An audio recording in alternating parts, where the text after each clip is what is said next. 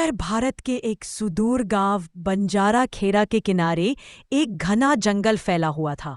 यह जंगल न सिर्फ अपनी हरियाली के लिए प्रसिद्ध था, बल्कि एक रहस्यमयी गुफा के लिए भी बदनाम था, जिसे लोग भूतिया गुफा कहते थे। गांव वालों का मानना था कि उस गुफा में जो भी गया वह कभी लौटकर नहीं आया। वीर गांव का एक साहसी युवक था। उसे भूत प्रेतों पर विश्वास नहीं था। उसके दो करीबी दोस्त थे, चिंटू और रघु। तीनों अक्सर मिलकर शरारतें करते और नई नई जगहों की खोज में निकल पड़ते। एक दिन वीर ने कहा, तुम लोगों को उस भूतिया गुफा से डर लगता है, पर मुझे नहीं। मैं साबित कर दूंगा कि ये सब अंधविश्वास है। अरे वीर, पागल मत बन। उस गुफा में गांव के 4 लोग जा चुके हैं और सब गायब हो गए। कहते हैं वहां रात को औरत के चीखने की आवाज आती है और कोई काली परछाई दिखती है। पर वीर ने ठान लिया था।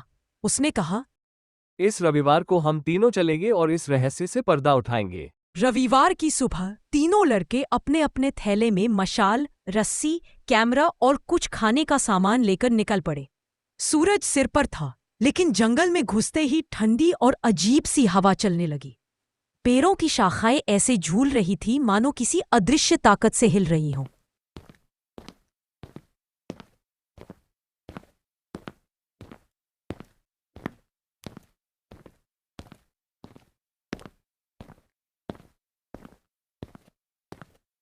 करीब 2 घंटे की पैदल यात्रा के बाद वे एक घनी झाड़ियों के बीच उस गुफा तक पहुंचे।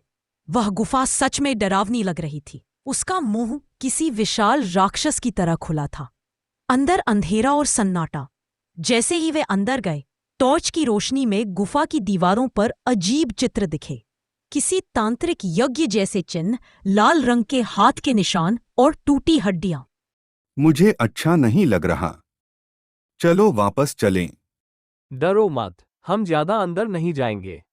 जैसे जैसे वे आगे बढ़े, गुफा संकरी होती गई। तभी अचानक पीछे से पत्थर गिरने की आवाज आई, धड़ाम, और वे घबरा गए। रघु पलटा तो देखा पीछे का रास्ता बंद हो चुका था। अब वे तीनों फंस चुके थे। गुफा के और अंदर बढ़ते हुए उन्हें एक बहुत बड़ा कक्ष मिला। वहां एक पुराना तख्त पड़ा था, जिस पर एक कंकाल बैठा था।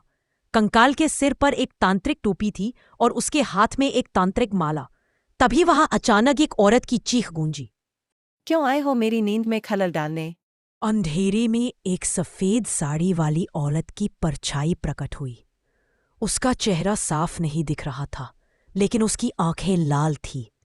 चिंटू चीखा, भूत, भूत, चलो भागो। लेकिन भागने का रास्ता तो बंद था। औरत हवा में तैरती हुई उनकी ओर बढ़ रही थी। उसने कहा, यह गुफा मेरी है। जो भी आता है वह यहीं का हो जाता है। वीर ने हिम्मत करके उस कंकाल के पास रखी डायरी उठाई और जल्दी जल्दी पढ़ने लगा। उसमें लिखा था, मैं तांत्रिक कालेश्वर हूँ। मैंने इस गुफा में एक शक्तिशाली आत्मा को कैद किया था, रुद्रिका। पर एक गलती से वो छूट गई और अब ये गुफा उसका घर बन चुकी है। अगर कोई उसकी आंखों में देखे, वो उसकी आत्मा निगल लेती है। गुफा से निकलने का रास्ता सिर्फ तभी खुलेगा जब कोई उसकी कहानी सुने और उसे मुक्ति दे। हमें इसे ध्यान से सुनना होगा, तभी इसका श्राप टूटेगा। औरत की आत्मा अब शांत दिख रही थी। उसने बोलना शुरू किया, मैं रुद्रिका हूँ। कभी इस गांव की बहू थी, पर मेरे पति ने मुझे तांत्रिक के हाथों बलि चढ़ा दिया ताकि वह अमर हो सके। मैं तब से इस गुफा में भटक रही हूँ। मैं नहीं चाहती कोई और मरे, पर मेरी आत्मा तब तक बंधी है जब तक कोई मेरी कहानी सुनकर मुझे माफ न करे। हम तुम्हारे लिए प्रार्थना करेंगे। तुम्हें मुक्ति मिलनी चाहिए।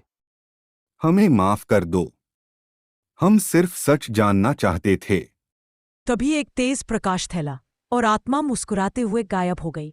गुफा की दीवार हिलने लगी और पत्थर हट पे चले गए। रास्ता फिर से खुल गया।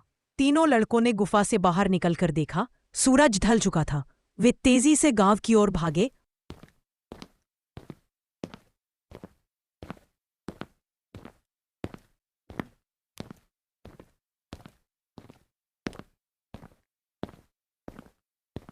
और सारी कहानी गांव वालों को सुनाई। अब गांव वाले उस गुफा को रुद्रिका धाम कहने लगे और वहां दीप जलाकर प्रार्थना करने लगे। कुछ महीनों बाद वीर के घर के पास एक छोटी बच्ची मिलने लगी, जो कहती, मुझे जंगल जाना है, रुद्रिका बुला रही है।